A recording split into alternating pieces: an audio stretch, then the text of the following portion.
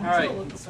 Greetings, ladies and gentlemen, members of the American Humanist Association and the Louisville Atheists and Freethinkers, and welcome to another edition of Skeptic Bible Study.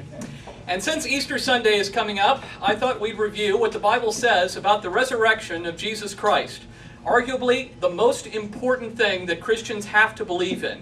You almost can't consider yourself a Christian if you don't. So here's what the Bible says about the resurrection of Jesus.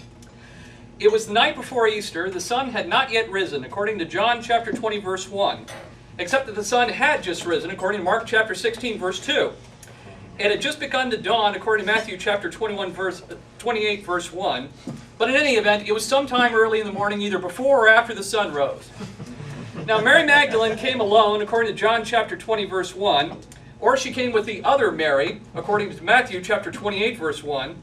Or the two of them came along with Salome, according to Mark chapter 16, verse 1. Or all three of them came with a bunch of other women, according to Luke chapter 20, verse 10.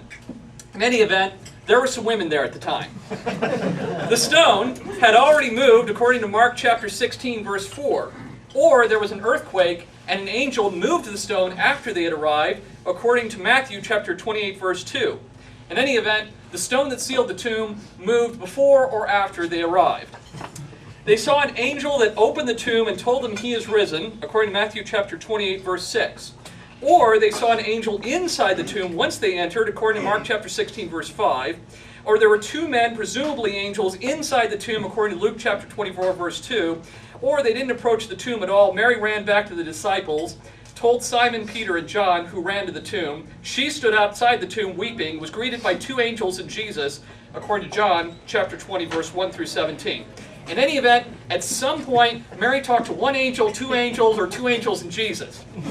Now, this all came to us as a surprise since the disciples didn't know Jesus was going to be raised from the dead, according to John chapter 20, verse 9, except that Jesus had told them all about the resurrection, according to all the other synoptic gospels. In any event, the disciples may or may not have been surprised that Jesus rose from the dead.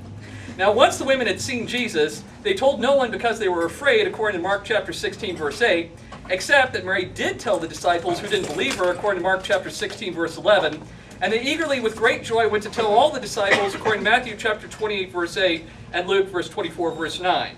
But in any event, the women might or might not have told anyone because they might have been afraid or they might have had great joy at the time.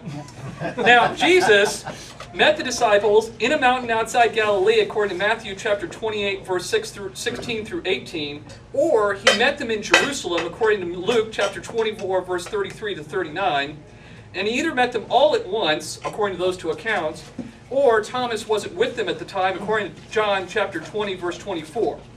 But in any event, Jesus met with all the disciples, or he didn't, and he met them somewhere.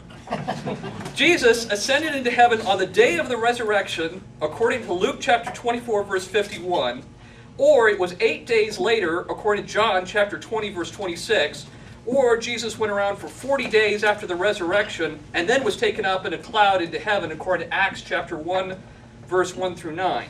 In any event, at some point that spring, Jesus rose up into heaven. So basically, all the gospel accounts agree that Jesus was resurrected, and the rest of the details are kind of sketchy. Thank you very much, and may God's gift of reason light our way.